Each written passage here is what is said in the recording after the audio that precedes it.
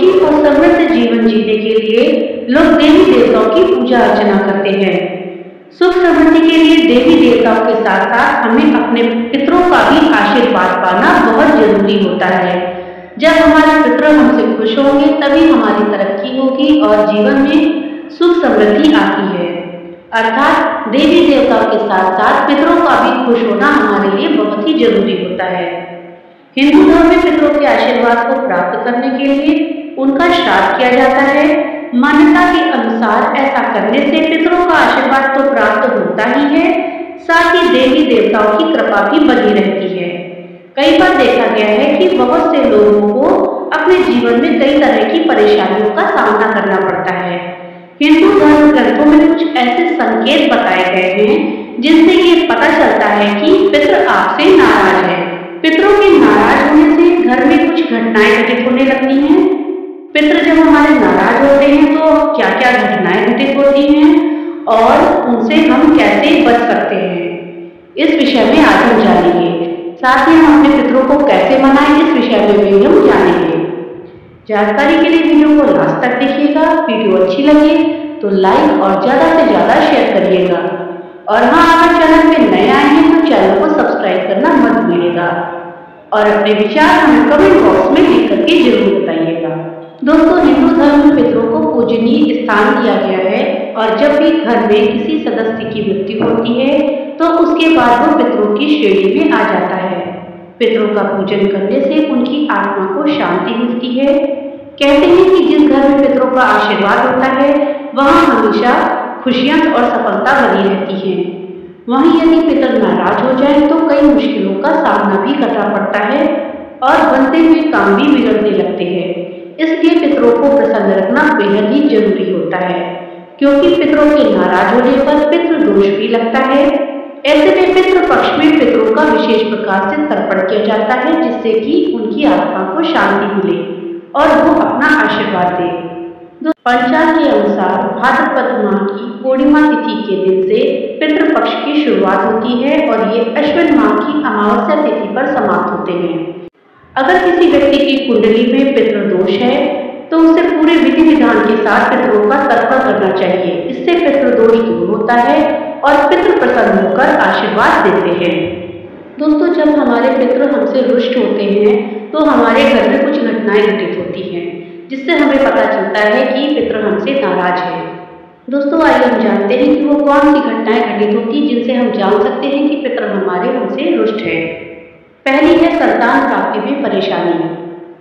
हिंदू धार्मिक मान्यताओं के अनुसार अगर किसी व्यक्ति को संतान की प्राप्ति नहीं हो रही है या संतान की प्राप्ति की कोशिश बार बार विफल हो रही है तो ये पितृदोष का कारण हो सकता है। अगर आपके ऊपर पितृदोष है और संतान प्राप्ति भी हो जाए तो वह भी आपकी घोर विरोधी होगी और आप संतान से हमेशा दुख ही पाएंगे। संतान आपको सुखी नहीं रख पाएगी। दूसरा है बेवजह का लड़ाई झगड़ा। दोस्तों, अगर आपके घर में किसी से बन नहीं रही है अपने घर में और बात बात पर लड़ाई झगड़ा होता रहता है, घर में क्लेश बना रहता है, तो पितृदोष का कारण हो सकता है ऐसे में आपको ज्योतिष के बताए गए उपायों को करना चाहिए, जिससे आपके पितृ शांत होंगे और घर का लड़ाई झगड़ा क्लेश तब दूर हो जाएगा। दोस्तों, बनते हुए काम बिगड़ जाए। अगर आपके बने हुए काम अचानक से बेवजह ही बिगड़ जाते हैं या काम में बार बार रुकावटें आती हैं तो ये इशारा करता है कि पितृ आपसे नाराज है और आपको पितृदोष लगा हुआ है। ऐसे में आप पितृदोष के तुरंत उपाय करें, जिससे कि आपके काम बनने लगे और जो कामों में अड़चने आ रही हैं वो दूर हो जाए, ना लगे। विवाह में रुकावटें आना। अगर बहुत कोशिश के बाद भी विवाह घर में नहीं किसी का हो पा रहा है या सगाई टूट जाती है तो ये भी पितृदोष का कारण हो सकता है। दोस्तों, अगर आपको अचानक से धन की हानि होने लगे, व्यापार, व्यवसाय, नौकरी में बड़ा नुकसान हो या आपको आर्थिक परेशानियां झेलनी पड़े तो ये भी पितृदोष का बड़ा कारण हो सकता है। तो दोस्तों, ये थे वो 5 कारण जिनसे आप जानेंगे कि पितृदोष आपके घर पे है, आपको पितृदोष लगा हुआ है। अब आइए जानते हैं कि पितरों को मनाने के क्या उपाय हैं। अगर पितृ आपसे रुष्ट है तो आप उनको कैसे मनाएं। दोस्तों, सनातन धर्म में दिवंगत आत्माओं की शांति के लिए और उन्हें दिव्यता प्रदान करने के लिए विशेष पूजा होती है। गरुड़ पुराण में मृत आत्माओं की शांति के लिए कुछ उपाय बताए गए हैं। गरुड़ पुराण में मोक्ष के मार्ग के बारे में बताया गया है कि पितरों को खुश रखने के लिए और उनकी कृपा पाने के लिए उपायों को करने से मृतक की आत्मा को शांति मिलती है। पितरों की श्रेणी में आपके सभी पूर्वज आते हैं, लेकिन दोष कारक पितरों की श्रेणी में आपके ऐसे पितृ होते हैं जो इस लोक से परलोक पे अतृप्त होके जाते हैं, यानी कि उनकी कोई इच्छा अधूरी रह जाती है या उनका मन भटका हुआ होता है।